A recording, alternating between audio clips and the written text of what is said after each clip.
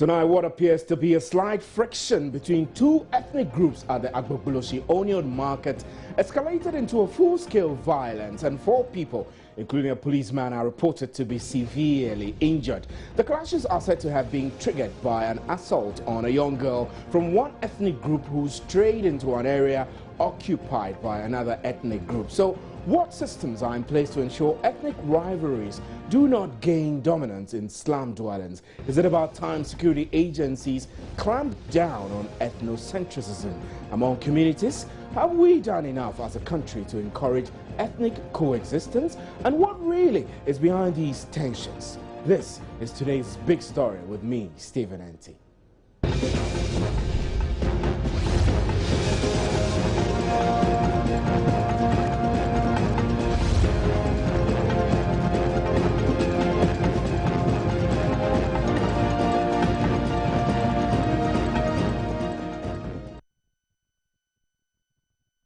Now, there are those who say the country needs to re-strategize in finding a lasting solution to the various ethnic tensions and across the country. The worrying trend is when factions rise against other factions in ethnic violence in slum dwellings. Today's clashes at the Agbolgbloshie onion market, for example, have left security experts wondering whether there could ever be an end to these types of ethnic violence. While some say this was brought about by an assault on a young girl who had who had strayed to an area occupied by another ethnic group different from hers. Others too say it was just a small misunderstanding between two onion sellers which escalated into full-scale violence. Let's get a fair understanding of what happened at the place. We have Atani Delali, who is the community chairman of Old Fadama. Is joining us on the telephone lines now for a quick discussion. Good evening, Alhaji. Good evening, Alhaji Suleimana. Right, we don't have Alhaji Suleimana in the studio. Good evening, sir, Alhaji Suleimana. Good evening, Alhaji. Good evening, my brother. How are you? I am fine, thank you. So, what exactly happened? We've heard many sides of the story, but you as the president, the community chairman, what can you tell us about today's incidents? Thank you very much for your listeners. Yes, what happened was that this morning, hello? Yeah, I'm listening, Alhaji. Yes, this morning, something happened in where our residents work, the scrap dealers. And some of the onion markets loaded. What happened was that one of our Kaya women, they work at the onion market. So her child hit at one Zambarma man in front of his table. So the guy there didn't have patience. He took a cane, whipped the child. So when the child cried and went to her mother, the mother went to ask what happened to the child. Even the child, let's take it 2 to 3 years or 3 to 4 years. So when the mother went, the guy beat up the mother. So the mother came and complained to us. So the woman's husband's friend went, accompanied the woman to the onion market and asked what happened, and they beat the girl, they whipped the girl. So through upon exchange of words, the onion guys didn't take it easy. They attacked the guy with a hammer and some stick. So as we speak now, the guy is at Kwalegu. His name is Atani. He's at Kwalegu responding treatment. Right. And the woman too also at Kwalegu. also responding to treatment. Alhaji, let's quickly. What you're telling us is exactly what we know, that the young girl crossed over to a part of the place occupied by, did you say Zamramas or Nanumbas or Kokombas? No, the one who whipped the girl is a Zamrama man. Is a Zamrama man. So now I want to find out whether this is an issue of settling old scores, that all the time there are Zamrama people come against the other tribes, Kokomba people come against Nanumbas. Is it a matter of turf war between these various tribes? Oh, no. This one is just an accident. It's just an incident occurred. We can't put you to any trouble or any issue. What happened was that the leadership of the onion markets, the Zamrama there, and the leadership of the community, the leadership of the scrap dealers are cordial relationship. There's no any problem between the leadership. But some of the boys, if they're able to take something which they themselves cannot control themselves, they will misbehave, leading to what happened at your school. Because the guy in which we question, they are friends. The person who knocked the guy hammer is a friend to the person who they knocked the hammer. So from what you are saying, Alhaji, I want to understand that you are saying that what happened is just a small friction between neighbors, between friends. Actually, these are friends who live together. But this escalated into a violence where there were gunshots and 4 people have been wounded. That's a serious matter. Yes, okay, my brother, you see, what I want you to know is this incident occurred last year. That leads to even catalyst and as we said. But at the end of the day, the leadership of the onion market came to the office of the staff yard. We sit down and they apologized. What happened? So as we are speaking, we are just from the regional coordinating council. That's right. At the same thing, they themselves admitted that they will make sure that they will apprehend the boys and hand them over to police for the law to take its course. Okay. So when we also came back, we called the guys, no one to take the law to his own hand. We know there's something going on. The security are around, so nobody should attempt to go and do something which will lead to violence or anything.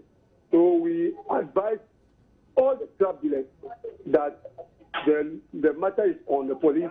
The matter, whoever has information should come to us as a leader and forward the information to us so that we'll make sure that those who act on this thing, then the law will take its own course. Nobody should go and attack or burn or try even to do something which will lead to another violence in the community. Right, Alhaji, we are grateful for your time. We'll be coming to you now and then, and you help us to monitor the situation on the ground. Alhaji Abdullahi Sulemana is the chairman, community chairman of Old Fadama, where the Agbolgbloshie market is located. There were earlier reports of gunfire exchanges by persons from the 2 groups who started pelting the police with stones. However, the police say no arrests have been made, although police patrol presence is still high. Irbad Ibrahim is an international relations and security analyst. He's joining us via phone. Irbad, good evening. Good evening, Steve. Yeah, now we're careful not to represent this issue to be a friction between Nanumbas and Kokombas. Now, the gentleman we spoke to, who is the community chairman of the Old Fadama, is telling us that these were a couple of Zamrama people against scrap dealers in the area, which the community members are resolving this. But moving away from that, this is not the first time that such frictions, or I should say ethnic tensions, have risen between different ethnic groups in this area in particular. What is the history behind these? Well, I think we lost Irbad Ibrahim, and we'll be trying to raise him on the telephone line now. Our reporter, Echo Sam, has been following the clashes all day. He'll be joining us in studio, but Echo had a couple of interviews with I'm told that Irbad Ibrahim is back on the line. Irbad, good evening. If you can hear me, I was thinking that we lost you.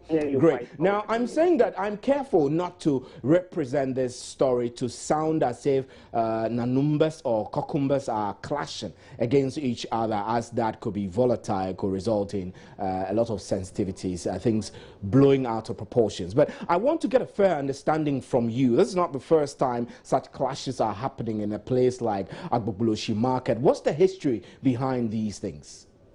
Historically, the Concombers have been looked askance all these decades as other people that form part of the enclave of the northern part of the country. So in the 80s, they went to war, and then in the 90s as well. And all this while, they fought against the Nanumbers. And at a point in time in 1997, they also fought against the Intramuros.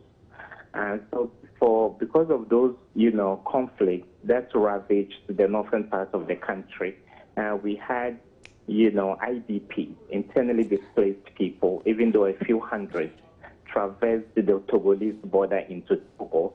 Many of them looked downward, and they came and settled in areas like Sunyani, Kintampo, Kumasi, and Accra.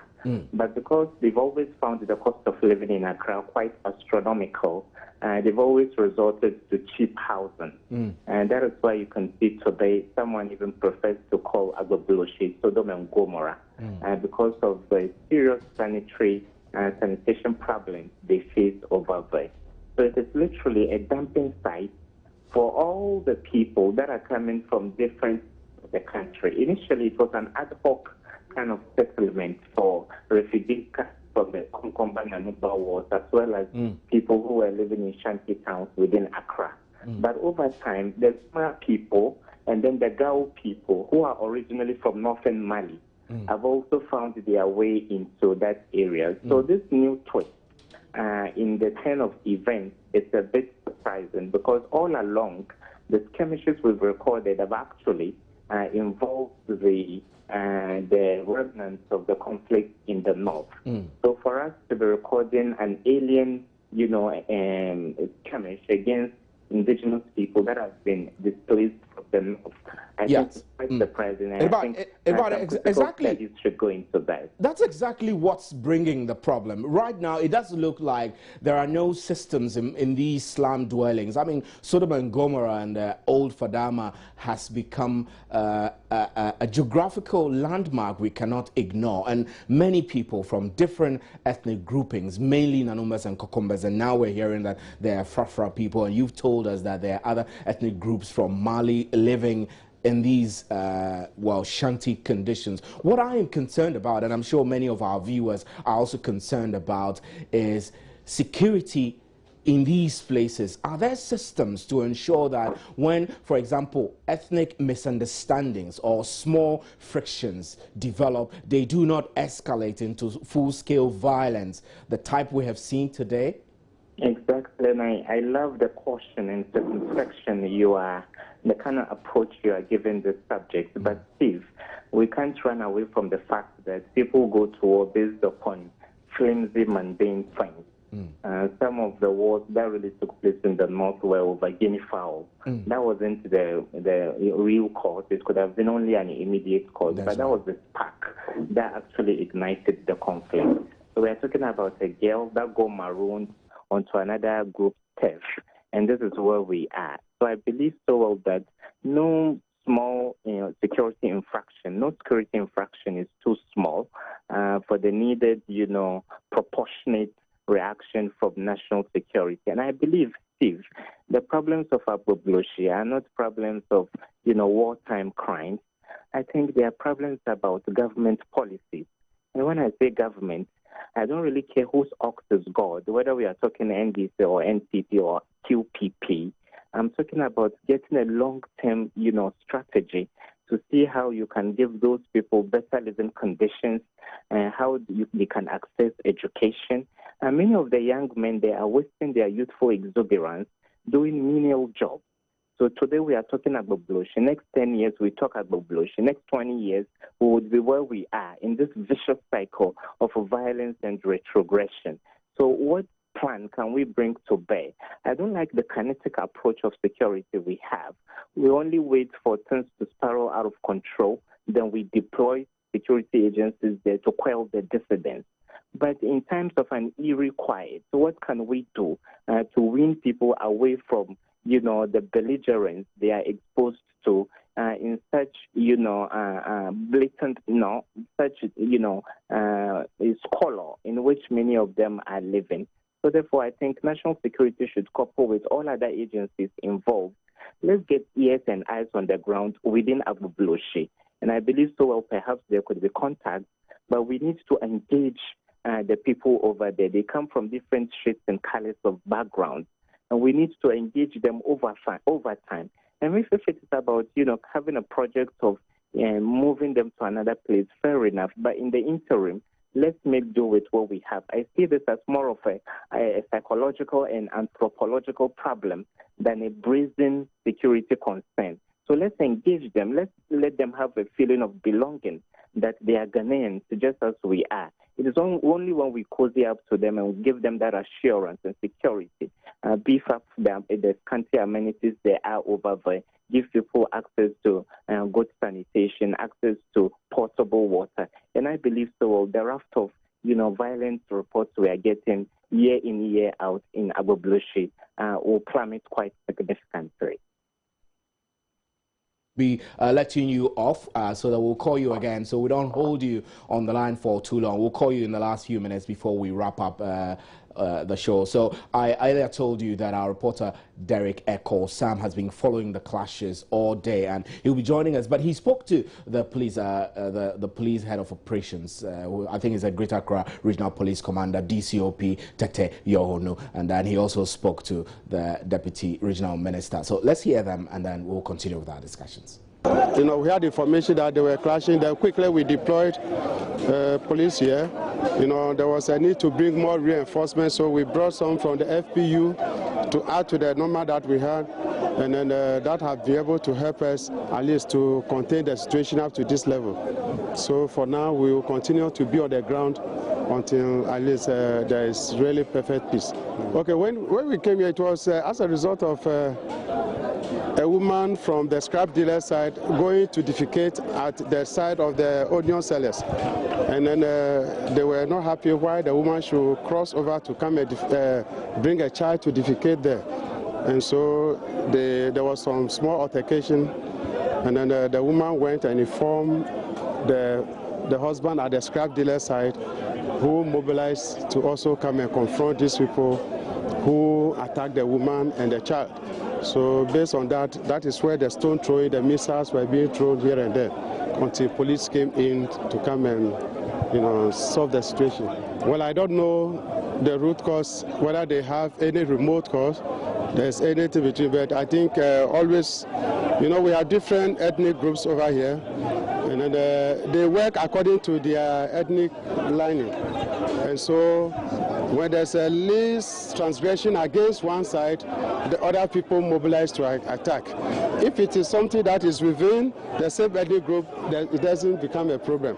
But if one ethnic group attacks the other ethnic group, no matter how whimsical the attack will be, the others will also mobilize to attack in a massive manner. And that has been the volatile situation over here. We'll try our best to make sure that all should try to remove this type of ethnicity that is trying to keep them in this type of situation up to now.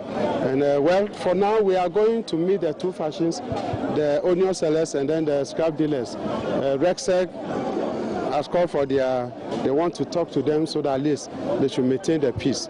But we will continue to be here. They've been able to create a buffer between the two factions. There was a slight misunderstanding again. That's why you see them shouting there. But the regional minister and the regional security council, in fact, we have invited the leaders of both factions to a meeting right this afternoon to try to talk to them to cool down tempers. Apart from that, I don't think there's any problem. So currently, the way things are going, you do not think it may go out of control? No, it will not go out of control. Once we have the security here, and once we are going to engage the leaders, and impress upon them the need to ensure peace in this area, I think, because they've been living here. And definitely this fight cannot get them out of this place. They will continue to be here. And to be here, you need to live peacefully with each other. So definitely this small misunderstanding cannot actually result in us bringing in more troops here, no. But these things have been there always, and they've always lived with it. They've always lived with it. But once somebody is actually touched, then you know that there's a problem. And that's what we are trying to resolve now. Once they have the assurance that the one who was involved, as far as the casualty is concerned, is in the hospital and he or she is not dead. Initially, information went out that that person had passed on. So that also infuriated them.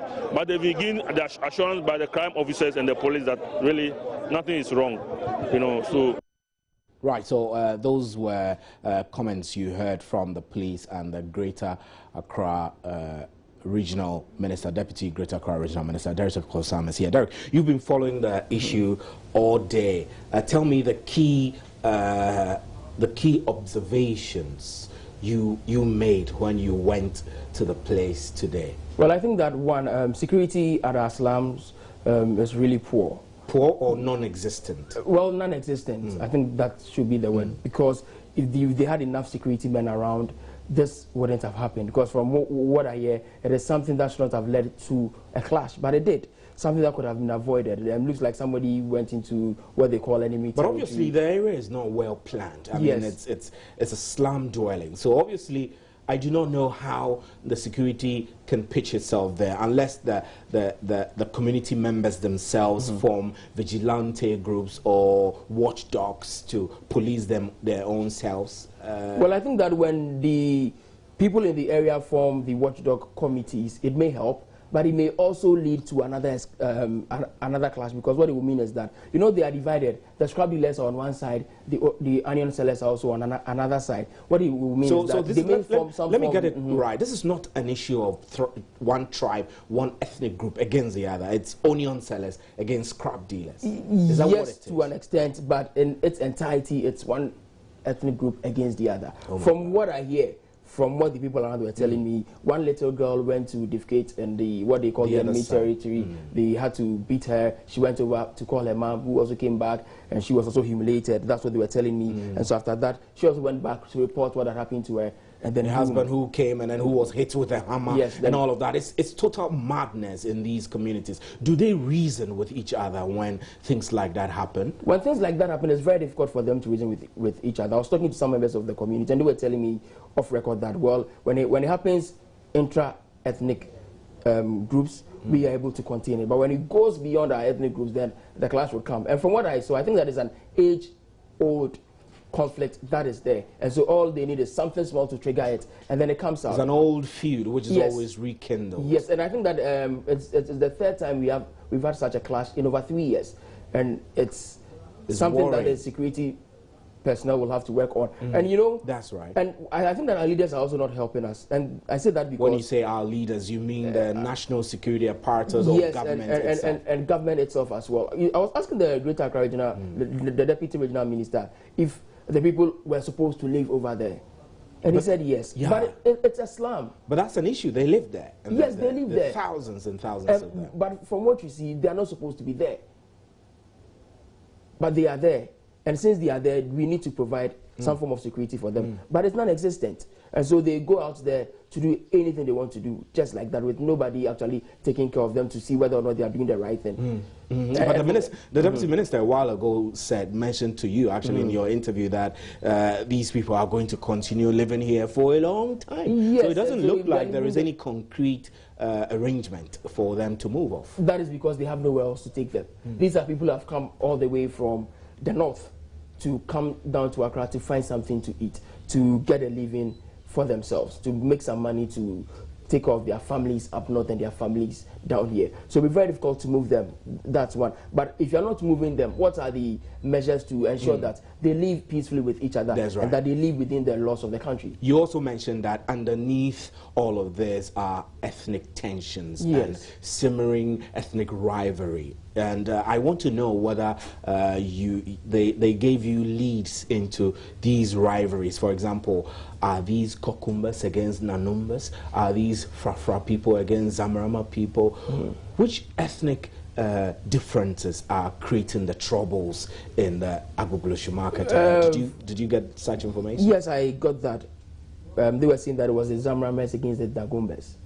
And one police officer said something that actually put the Dagombas off, which we can't say here, but it actually put them off, and it also led to a near escalation of the riots. Well, what I mean, you have to summarize what the policeman said, although you might not. Well, he said something about one of the groups not coming from Ghana, and all of that. So inciting them to feel that they are alien. Yeah, and I think that what we also have to do is that we have to train our security personnel.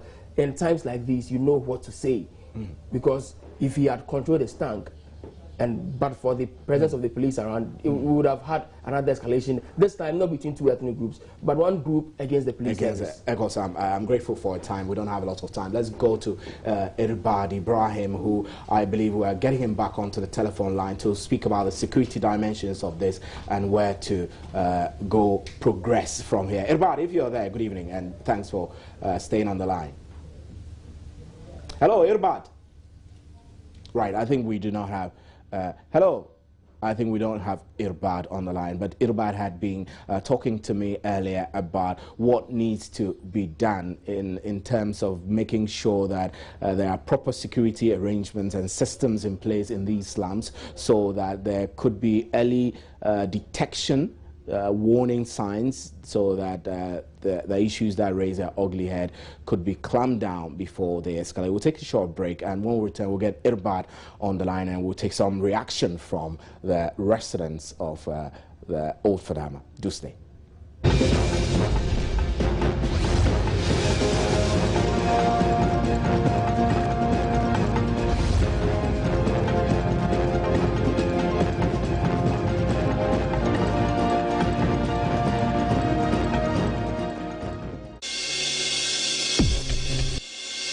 We can fully unlock the potential of so many African women. They're like the neck of the human anatomy.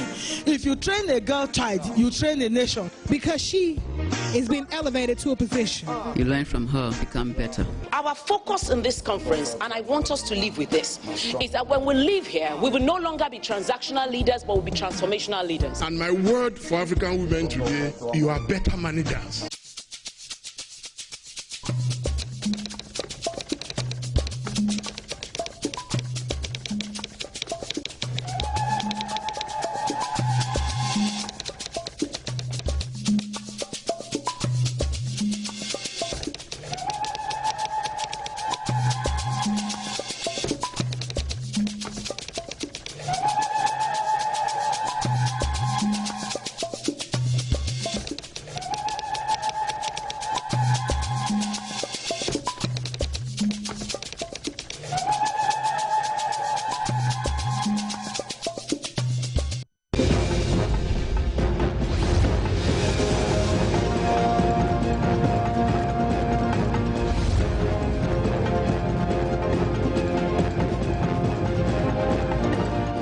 Back. Let's quickly take a few seconds of an interaction we had with the scrap dealers, and then we'll get to Irbad and wrap up. Somebody should have stopped that man who was beating that small boy. No, they have leadership. Let us contact them and let them be aware of what is going on so that they can talk to their boss and stop this thing. I believe this would have stopped this thing and there will not be any problem. We'll bring you more of that on the primetime news. Irbad, now I need to quickly, we don't have a lot of time, just about a minute for us to go. Tell us what needs to be done by the security agencies, the Ministry of Interior, to ensure that what appears to be ethnic rivalry and tensions, we could nip them in the bud before they escalate into full-scale violence. Right. Right, I think Irbad is not on the line there. So we'll wrap up here. My name is Stephen Enti, and thanks for joining us on today's big story. Up next will be Joy News Interactive. Do stay.